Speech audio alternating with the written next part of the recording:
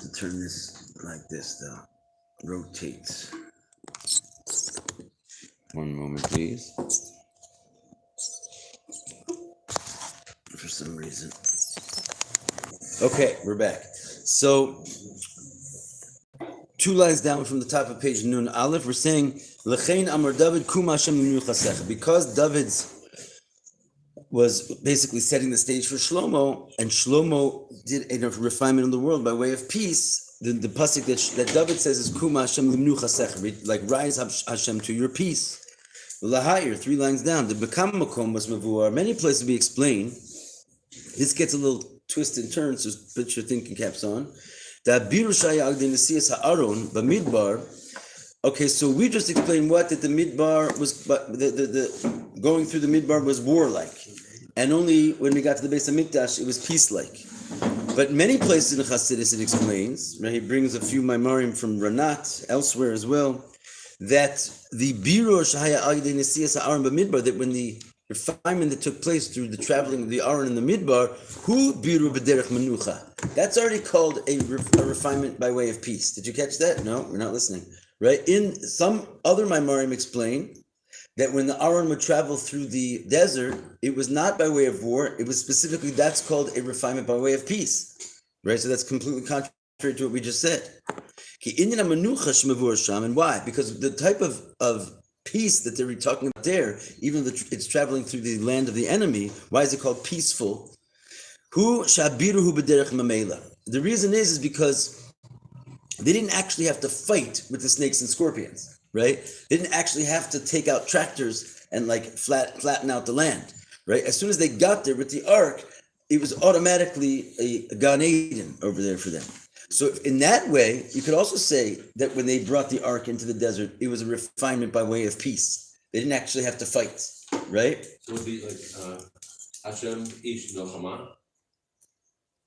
But we're saying no, right? We're saying but Hashem is fighting. Oh, Hashem's fighting? Okay. Yeah, But I think the idea that there, according to this, there's no fight. That's the point. You can either do things by way of fighting, right? Which is basically you actually have to wrestle with the clippers themselves. You have to deal with them.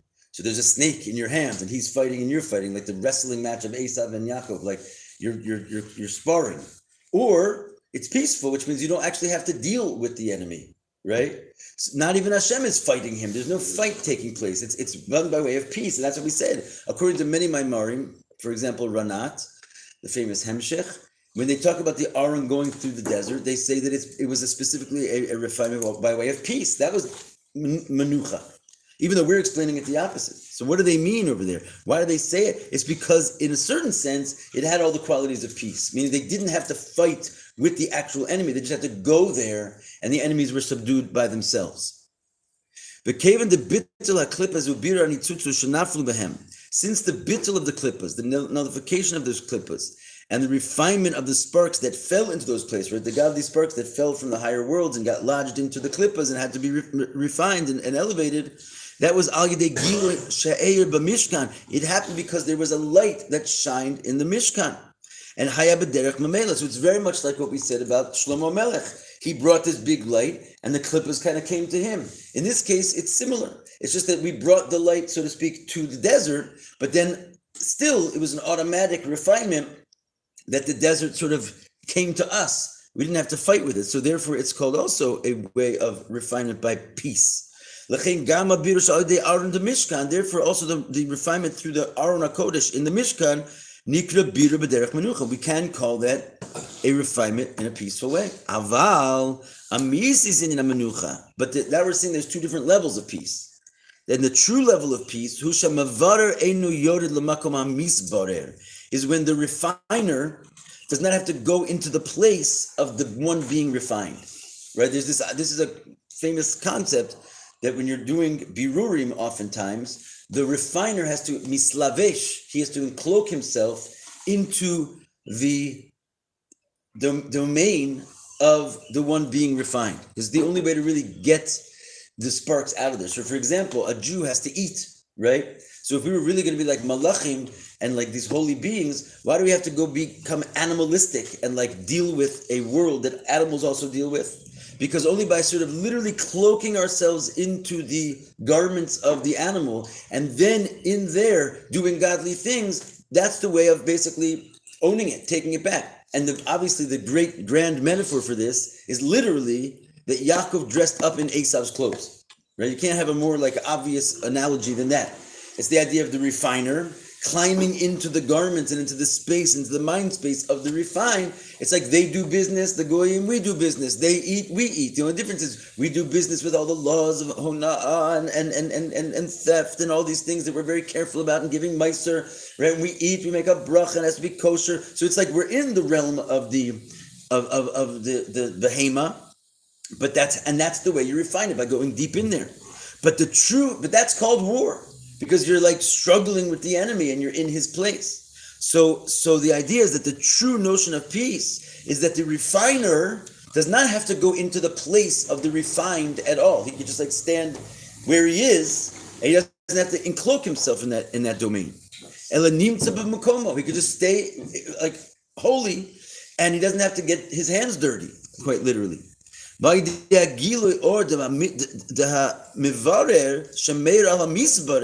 then how would that work?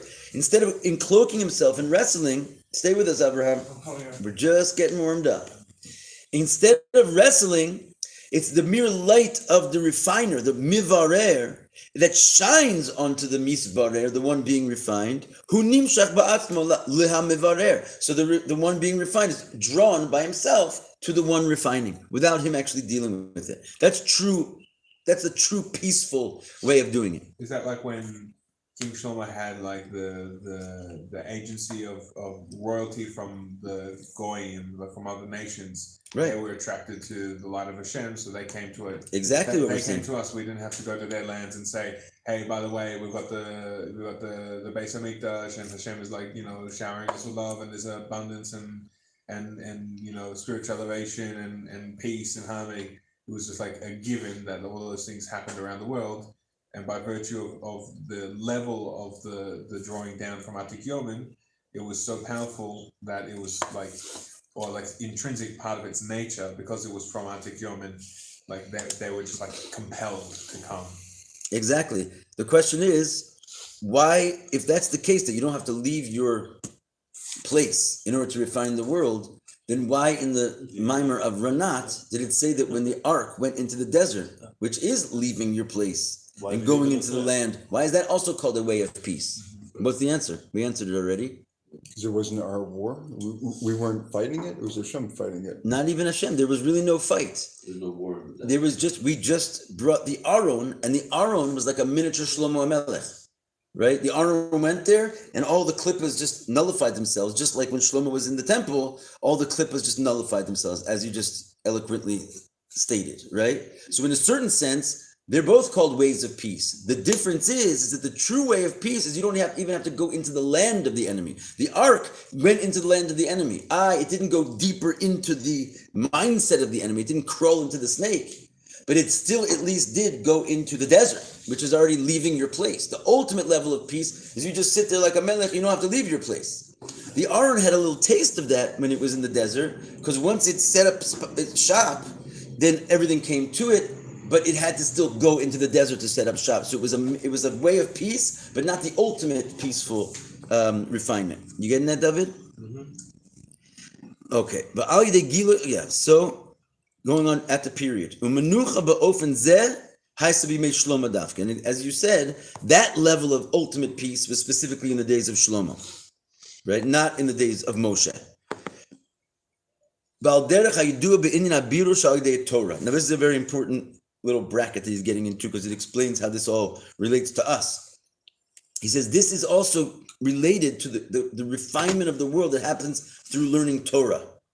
Do you refine the world by learning Torah? Do you have to eat something and do business and get your hands involved in the physical world? Can you refine the world by learning Torah? Yeah. First you have to say your morning brachas, then you can refine the world by learning Torah. Okay, so he says, of course you can. The idea is the bechlalus, gam habiru sha'odei galya the Torah hu b'derech manucha. But there's two parts of the Torah. There's the galya, and there's the nister, right? There's the secrets of the Torah and the revealed parts of the Torah. So he says, in general, when you refine the world, when you learn Galia the Torah, right? When you're learning the revealed parts of the Torah, which is the Gemara and the Mishnah and the Halacha, right? You are, and any Torah learning, the definition of it is refining by way of peace. Because when you're learning Torah, you're not in the world. You're not doing business. You're not eating. You're sitting in the base medrash with the book open, which means you're like a king sitting there, not dealing with the world, and yet you are refining it. How are you refining it? Because the whole Torah speaks about the world. It speaks about eating. It speaks about doing business. It speaks about everything out there, right? But you're not actually going out there. So you're sort of standing in your place, discussing these matters as they are in Kedusha, purely Kedusha. All you're doing is seeing the world as it is in Torah. And therefore, the world gets refined because you've just seen the world through the eyes of Torah. And so in a sense, that is definitely a peaceful way of doing the birur.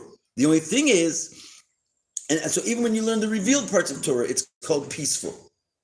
But kevan sha'abiruhu b'derech memela, and why is it peaceful? So just like the ark, because it's an automatic refinement. You bring the ark there, literally your Torah learning, and it does the job on the world. You don't have to actually crawl into the world.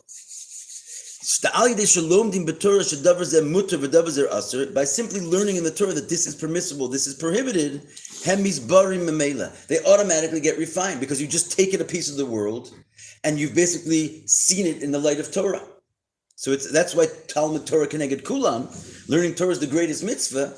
And you're like, if you're busy with Torah, you don't have to do other mitzvahs unless it's a mitzvah that no one else can do. Because whatever you're going to do, running around like taking the slow train to China, trying to elevate the world by grabbing every little piece of it and eating it, you could just sit and learn the laws of brachas, and you've eaten everything, right? But without going into the place of the world. Velo kabira de tefillah, which is contrary to the refinement that happens when you daven. We spoke about this yesterday. Davening is called warlike refinement because you literally stand in one place and sort of meditate, and your godly soul is trying to overtake the thoughts and the passions and the emotions of your animal soul. And davening, therefore, is called Shas Tefillah, Shas Tloisa, is Shas Krava. It says the time of davening is the time of war, right? Because this is the process where you actually are Yaakov climbing into the garments of Esav and like wrestling around with your animal soul. So davening is warlike, Torah is peace-like, because you don't have to go out into the land of the enemy. He says, therefore, even if you're learning Nigla, not the secrets of the Torah, you're still ultimately doing a refinement by way of peace. Aval, however, but pratius, if you look at it a little bit more detailed, when you refine the world by learning halachas and Gemara and Nigla, you're still going into the land of the enemy. You're not going and cloaking mamish into the land, but you're exactly like the Aron HaKodesh in the Midbar. You're leaving the place of Kedusha, you're going into the land of the enemy, but you're not dealing with the enemy. The enemy gets dealt with by itself. How does that happen when you learn Torah? Because when you learn halacha and Mishnah and Gemara, what are you talking about? Crops and animals and leather and different measurements. You're learning all about the world. So that's called going into the land of the enemy. You're dealing with the world in a sense because you're talking about it. The Torah is about the world. It's just that it's not like going out into business. You're actually climbing into the garments of the world. So it's exactly a parallel to Moshe bringing the ark into the desert. On one hand, he's in the land of the enemy, but while he's there, he doesn't have to deal with the enemy. The enemy is uplifted by merely the Aron being there. Just like when you learn Nigla, you're going and dealing with the world, the land of the enemy, but you don't actually have to go in there. It's automatically refined by just talking about it, right? And in a certain sense, that's warlike. The fact that you have to go into the land of the enemy and you're learning Torah and you're even talking about the world in some state, it's something like peaceful, but there's also an aspect of war because it's like a king who has to leave his place and go to the land of the enemy, even though he doesn't encloak himself there. right? Because al derech yetzias hamelech mimkomo v'halichas u'lemakom ha'oyev. It's like a king going out of his place into the land of the enemy. And therefore, this is kind of the awesomeness of this whole thing. Amisis ha'inin debiru b'derech menucha hu ba'habiru shalidei panimiyas haTorah. So what are we seeing from here? What's the true level of learning in a peace-like way? Refining the world in a peace-like way, which we said is likened to Shlomo HaMelech, yes?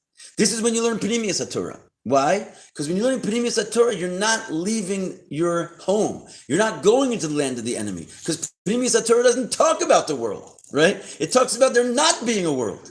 It talks about Elokus. It doesn't get involved in like what happens when you're in business and Reuven steals from Shimon. None of that is the conversation. The conversation is basically on Ak and Arach Anpin and Atik Yomin and Atzilus and Neshamas and Malachim. You're not in the world at all. And so therefore you're like Shlomo HaMelech. You refine the world, but by bringing a light which is completely beyond the world. Just like we said, Shlomo brought the world richness, something which was not even, the world wasn't even lacking. It wasn't just a perfect world that Shlomo was bringing. It was something way beyond what the world would ever need. Chesed, Chasidis. And that's what he's saying, that when you learn Panimiyas HaTorah, you refine the world in a way of peace. Nigla and Chasidis is like the difference between Moshe and Shlomo, right? Whereas real war is like davening. So we have those three levels. Why don't you study Hasidus all day? Who says we don't? The truth is, when you learn, when I said just now, when you're learning Hasidus, you're not talking about what Reuven stole from Shimon. It's not entirely true, because Hasidus will tell you the panimius of that halacha, right? So the truth is, you're still not talking about what Reuven stole from Shimon in a Gashmiasdik way, because Reuven is sight, Shimon is seeing, stealing is a whole other thing. Why is Reuven stealing from Shimon and Shimon not stealing from Reuven? It's because like the Chesed is working like this and Gevurah is included with it, whatever it may be. You're still not talking about the world, right? You're really not. You've like elevated the whole conversation. The world, it turns out, is actually talking about God. So therefore, we are learning Chassidus all day. When you learn Chassidus in the morning and you learn Chassidus at night, and you're a Chassidic thinking Jew, then even your nigla is not the same nigla as the guys in Bnei Brak. It's a completely different nigla because you're seeing that this is not a conversation about Reuven and Shimon the whole time, right?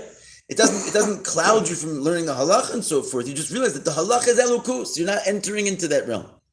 I mean, one could argue like that. Yeah. We do learn Chassidus all day. We were talking about this with Rabbi Koppel, and we were like, why can't we just like learn Chassidus? And he was saying along the lines of when we study Nigla, we take the airy concepts of Chassidus and we ground it into this world where like the Nefesh Elokus and the Nefesh Bahamas are actually like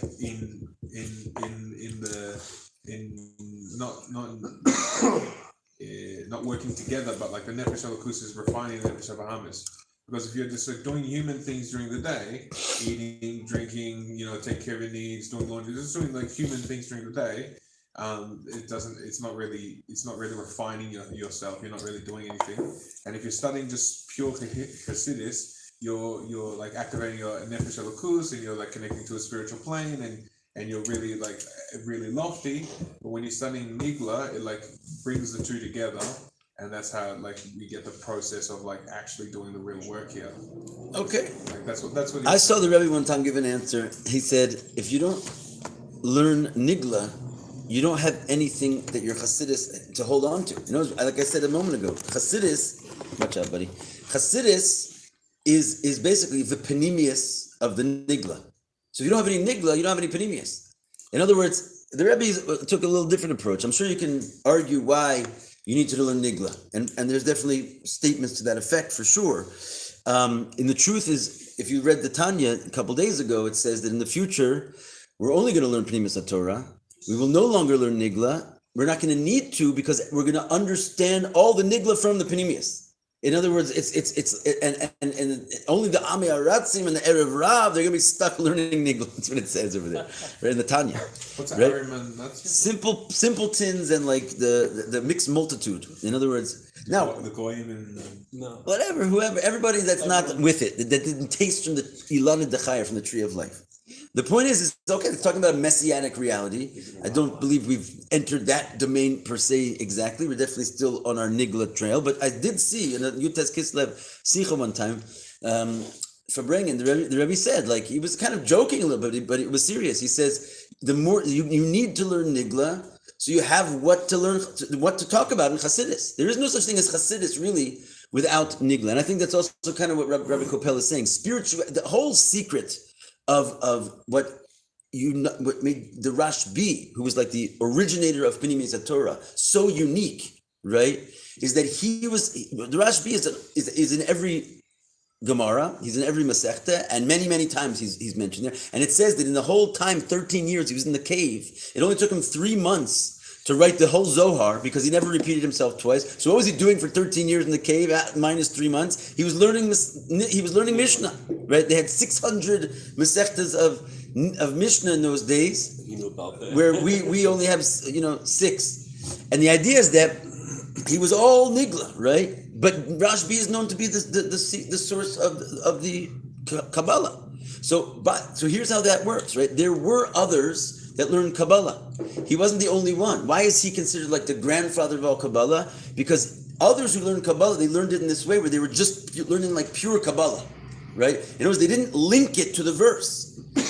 Whereas Rabbi Shimon was a master of Nigla, and his whole concept is that you must see the Kabbalah through the Nigla. And we've learned about this many times. For example, there's a famous mimer called Gale Nai Va'abita Niflos Mitorasecha. It says, open my eyes and I'll see the wonders from your Torah. So first of all, Gal is a hint to Lag Ba'omer, because Gal and Lag is the same letter. So he's talking about Rashbi. And what's his thing? Gale Nai Va'abita Niflos, the wonders. And it says, Mi Torah Secha. It says, I'll show you the wonders. It doesn't say the wonders of your Torah. It says, I want to see the wonders from your Torah. Because the idea is that you learn the wonders from your Torah means I need to learn the secrets and the mysteries, not as they are independent from the Nigla, but I want to see all the mysteries from the Nigla. Because if you don't do that, you don't ultimately elevate the world. You're just like holding in the heavenly place, which this is kind of what Rabbi Koppel intended to say, right? If you're just dealing with pure spirituality, good for you, but the function is to make a dira b'tachtonim. Hashem wants that the lowest world should be elevated. So it's imperative that we see all the spirituality shining through the actual world. We can't leave the world out of the conversation. So the secret of the Rashbi is that he linked the secret to the Torah with the Nigla. That's why he was such a master of Niglas on every page of the Gemara. And yet he's this great Hasidic master, or Kabbalistic master, because he saw the wonders through the Torah. Exactly what I was saying before. Shimon is hearing and Reuven is seeing. He didn't leave it and study it as like sort of an independent concept. And that's part and parcel of the greatness of it, is that it then illuminates that there's Einod Milvado. If you just learn spirituality, you might think that the physical is something disconnected from that.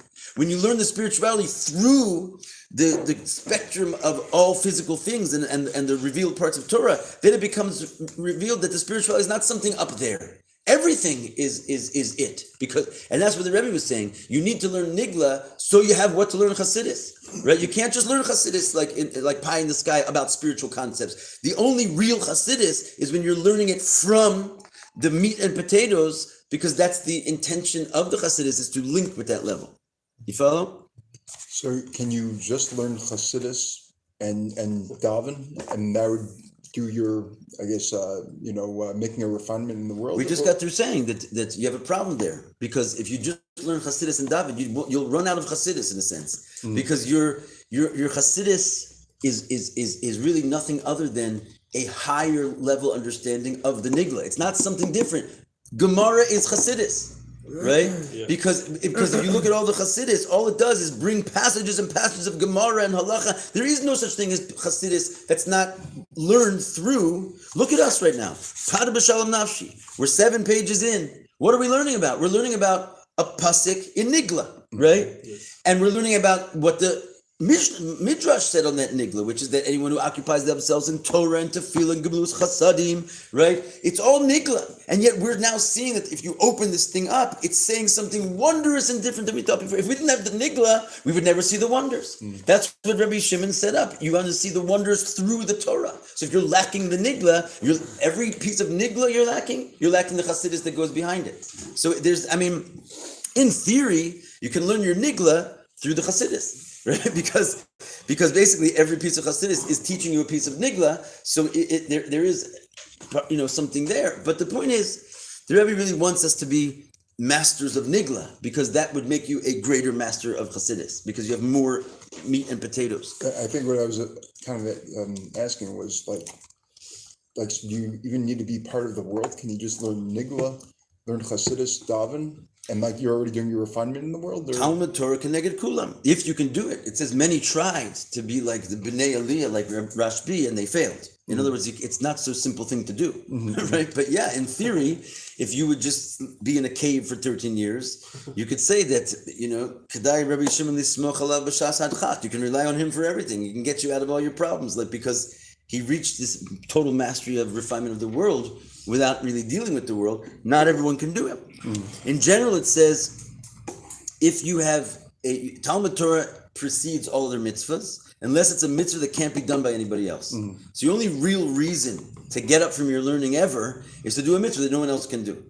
Short of that, you should go back and refine the world in this higher way. That's why God gave us the Torah. Okay, so now we know what davening and nigla and chassidus, right, is akin to basically refinement by war, refinement by a mixture of going into the land of the enemy but not actually fighting with them, and then just King Solomon staying in his place and everything getting refined without going even into the land of the enemy. Ultimate automatic refinement. Tess. Yesh lomer sha'achiluk ben kuma Hashem sha'amar Moshe l'kuma Hashem sha'amar David hu. What's the difference between this that it says rise Hashem from Moshe and the rise O Hashem from David? Bishnei inyanim. It's actually, there's two differences. And again, you got to put your thinking caps on. These are all like subtle points. But ofen habirur, one difference is the manner of the refinement, and he explains that. Shabira de Aaron de Mishkan haya b'derech milchama, that the refinement of the Aaron going into the desert was in a way of war. That's a manner, right? One's in a manner of war, one's in a manner of peace. We didn't get to this kind of obvious point. How do we know that there was war going on even with the Aaron in the desert? Because he says, rise up, O Hashem, and scatter your enemies, and may it flee your enemies, right? So in other words, there's an enemy there. Obviously, if you're in some kind of a war, if you're seeing enemies. So this is the manner, is a warlike manner. Sheyeshna menagdim, you have opponents. Oivecha, misonecha, right? Your opponents, your enemies. Shetzrich nilchom behem, that you have to fight against them. Whereas the refinement that took place in the days of Solomon, particularly when the temple already was built and he was able to flow it out to the world, that was in a way of manucha. And that's the idea of the manner was a peaceful manner. Kuma Hashem limnucha secha, as we just mentioned. That part we knew. But then there's also, not only is there a difference in the manner of the birur, war or peace, but gamba birur atzmo, also in the actual refinement itself, right? Which means that how much the thing was refined. Not just how you decided to get your hands on it, but because you took this manner or this manner, the actual refinement was a completely different level refinement, right? You follow that? It's like a peaceful refinement during Psalmist. Right, but that's the manner. If one's done in peace and one's done in war, that's the manner in which you do it. But then we're saying that the actual essence of the refinement itself is different based on the manner that you do it in. He'll explain. The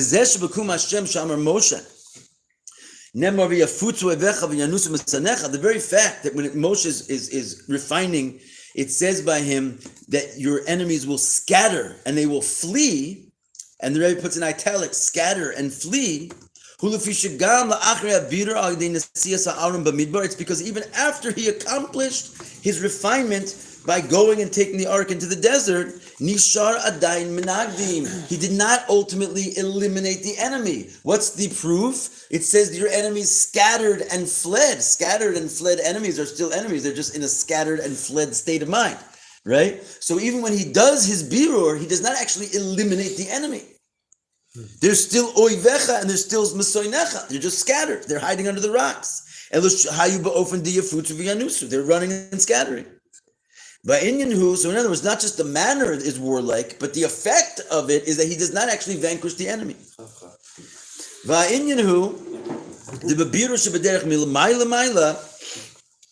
the idea is like this, that when you refine something in a way that's called from above to below, which means she'elyon hamevar, the higher one, which is the refiner, eino mislavish betachton, it does not encloak itself into the garments of the lower one, like we said, going out to business, eating, when it's just from above to below, and it doesn't encloak. And therefore, how is the lower one getting refined? By me standing here, or by the Aaron standing in the desert and just shining light from above to below on the snakes and scorpions and high hills. It wasn't actually cloaking itself into them. When that happens in such a way, so the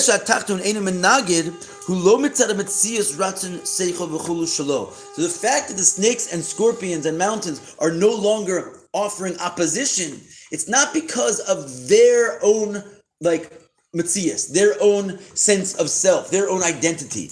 It's not because of their will has changed. It's not because their intellect has changed. Their emotional, approach has changed. They're just on the run. You're shining a light which does not actually change the enemy. It just banishes him. But the reality is, wherever he's banished to, where he's like in a nullified, muted state, if he would come back out, he would still be your enemy because you haven't changed his mind because you're coming from above to below. So in this sense, we see that there's something actually very qualitatively greater about war. Tefillah. If you can actually climb into the guy and change his mind, then in theory, you got him on your side, right? So there's this, even though the peaceful refinement, we've been singing its praises this whole time, that you don't have to go anywhere, like you were saying, you could just learn Torah all day, it's great, but there's a downside, which is that you don't actually get the world to change its mind, you just put the world inside your Torah learning. So when the world's inside of your Torah learning, it's a perfect world. If you would somehow go out to the world, you might see that it's not such a perfect world, right? Because you haven't actually gone into the world and used it for Kedusha. Ela adarab, on the contrary,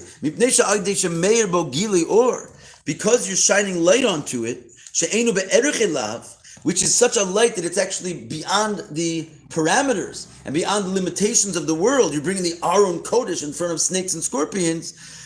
What happens to them is their existence, it doesn't get transformed, it just gets nullified. It's like bringing infinity in front of finite. It's like putting like a Q-tip next to the sun, right? The Q-tip might not want to turn into fire, but if you're going to put it next to the sun, it doesn't have much choice. So even though you haven't really changed it internally, you just brought something to the table which is so far beyond it just nullifies it, and it can't really have a word edgewise. Whereas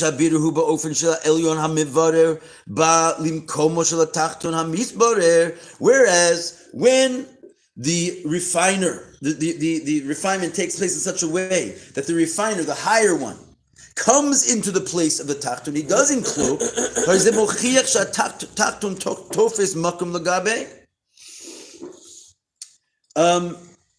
Well, I kind of took us in a direction that was, I jumped the gun.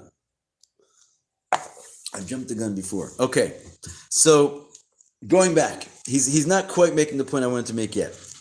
He's saying like this: what happens when you bring an infinite light in front of your enemy? It gets nullified out of existence. Now, when the refinement takes place in such a way that the refiner goes into the place of the tachton, he doesn't cloak. Yes. This is a proof that the tachton tofes makom lagabe. What does that mean? These are important words.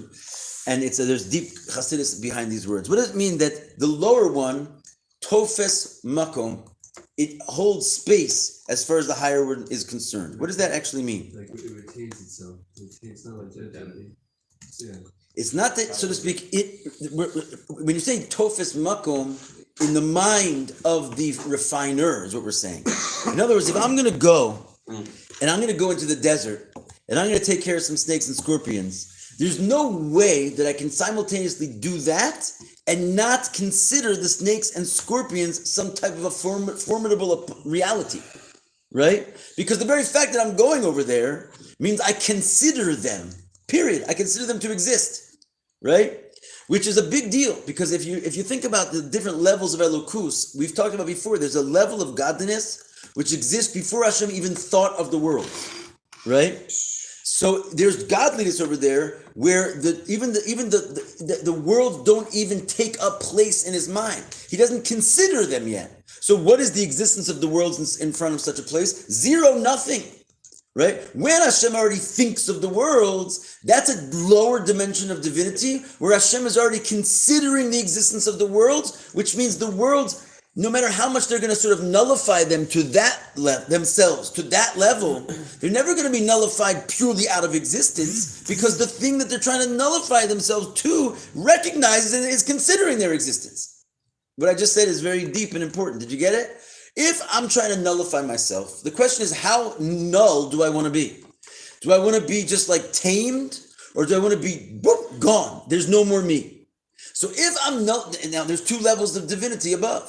There's the level of divinity where Hashem has thought of the worlds, and there's a level of divinity where Hashem hasn't even thought of the worlds yet. So if I'm trying to nullify myself, and I'm focusing on the level of divinity where Hashem has already thought of the worlds, so no matter how much I'm going to nullify myself, I'll never be able to nullify myself straight out of existence, because even the level that I'm trying to nullify myself to recognizes my existence. It can't get rid of me because it's considering me. So no matter how bittul I become, I'm still going to exist because the thing I'm buttling myself to considers me as an existence. You following this? Whereas if I'm going to go and try and nullify myself to the place where it's beyond Hashem's thought of existence, there's a good chance I can just be negated and be lagamre. There's no more me.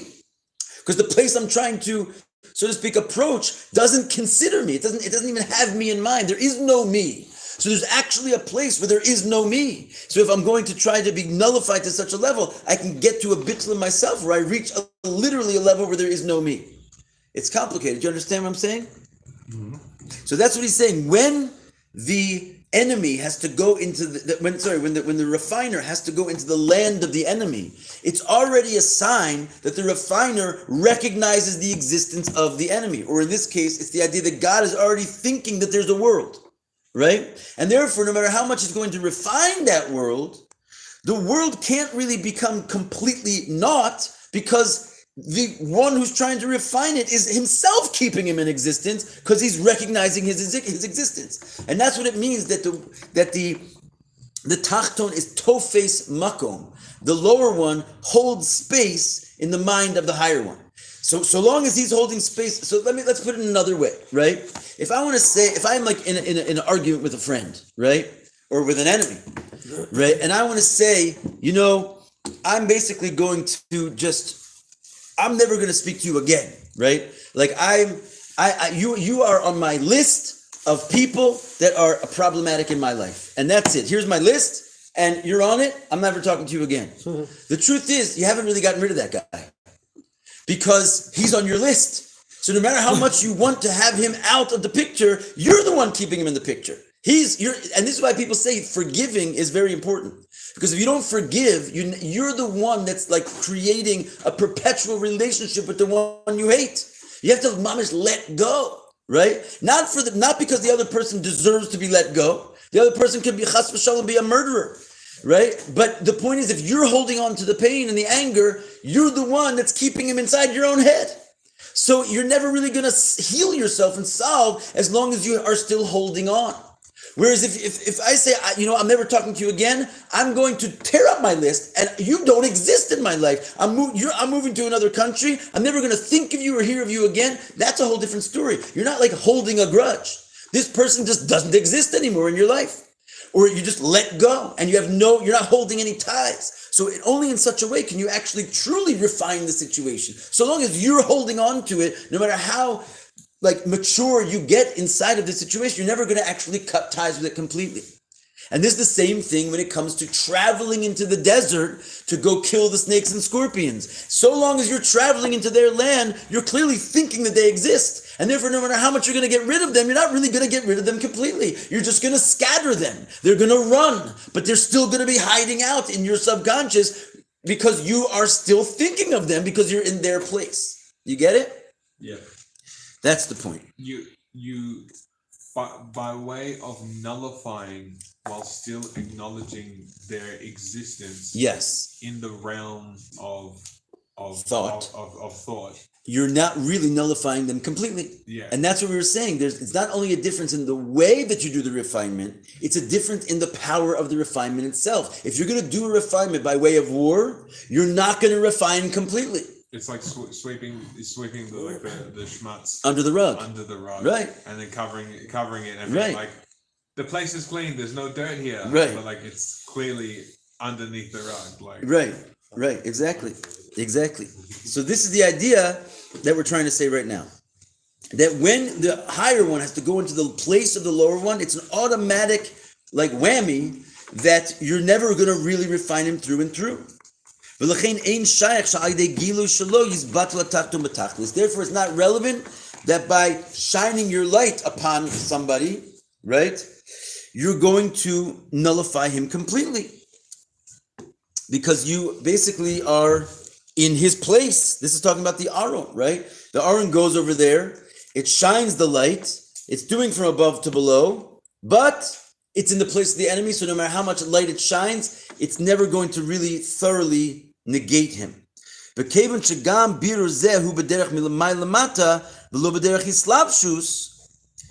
since this, I feel like we're going to hold here. We did it for today.